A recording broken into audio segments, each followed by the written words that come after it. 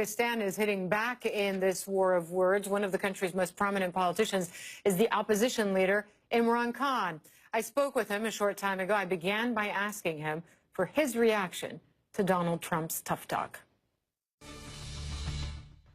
Well, Hala, it's something every Pakistani feels hurt, humiliated. It's a country that has that collaborated with the U.S. after 9/11, and by joining the U.S. in the U.S. war on terror, we ended up losing something like 70,000 people dead, over $100 billion lost to the economy, and the tribal areas, which is adjoining the Afghanistan, were a population of 6 million, almost at one point 80% were homeless IDPs.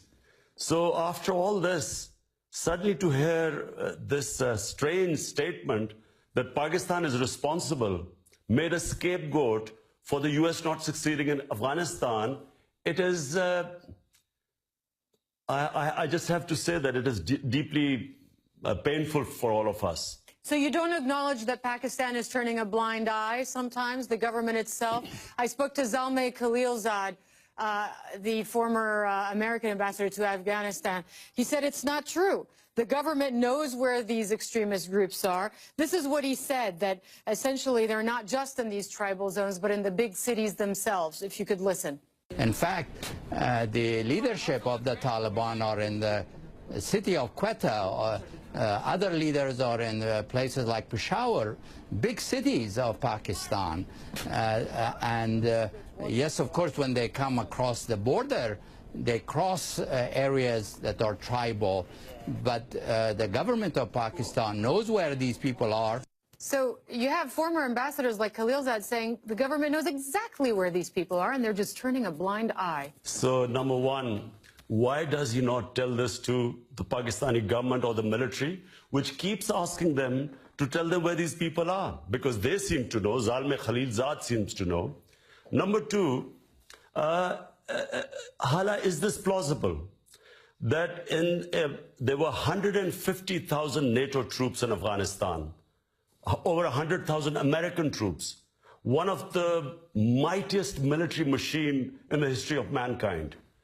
And the total number of insurgents going into Afghanistan, which Pakistan is being accused of harboring, the Haqqani group, that's the group, Haqqani network, which Pakistan is supposed to be protecting, what, they're 1,500, 2,000, maximum 3,000?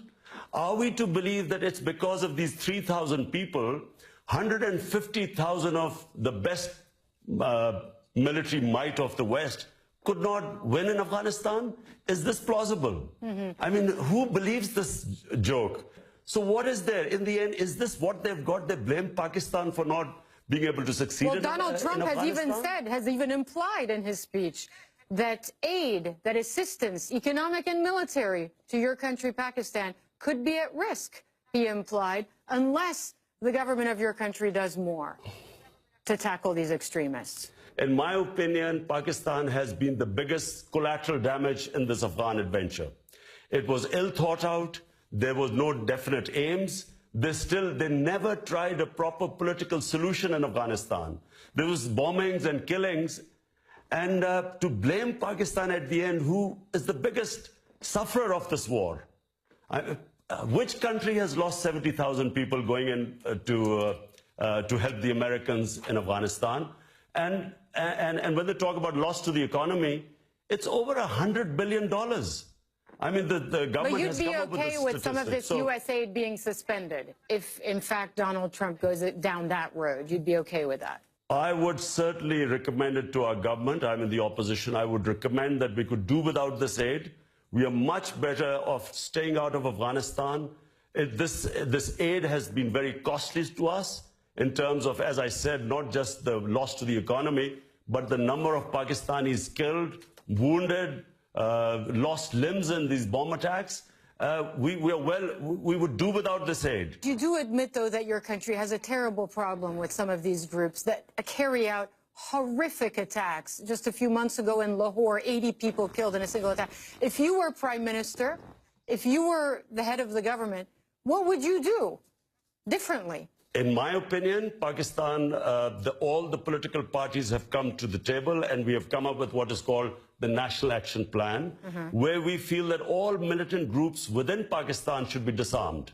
So this is a consensus reached in Pakistan after all this bloodshed.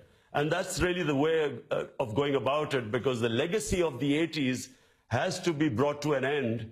And only the government should have monopoly of arms. One last thing, a message to Donald Trump. I mean, you heard what he had to say about your country. You heard what he had to say about his strategy for Afghanistan, your neighbor. What would you tell him? What would your advice be? I would say that this is a deeply flawed policy. It's more of the same. If he's going to send more troops, what are these troops going to do, which 150,000 NATO troops could not do? And I feel that his stated policy of killing the enemy, I mean, that's what they've been doing for all this while. I think they should change policy. They should engage the neighbors. That means China, Russia, and Iran. And they should try and form a government of consensus. And actually, the US should think of leaving Afghanistan. Because as long as there are troops in Afghanistan, there's always going to be a problem. If they can do it simultaneously, get the neighbors on the same table, bring them on a dialogue with the Taliban, and then have a withdrawal, and at the same time, a government of consensus is set up in Afghanistan. To me, this is the only solution. Do you see yourself as having a clearer path to becoming prime minister? I know you're in the opposition now, but Nawaz Sharif was removed a few weeks ago. How do you see the next few months playing out for you in terms of that ambition? Well, I'm, a sportsman. My training is as a sportsman, so I'm always optimistic. I always think I'm going to win. And I do feel this time that this is our time, this coming election. Whenever it is, we think it'll be the end of this winter. And I think we have a very good chance of winning the elections. You see yourself as Prime Minister of Pakistan? Well, if we win the elections, hopefully.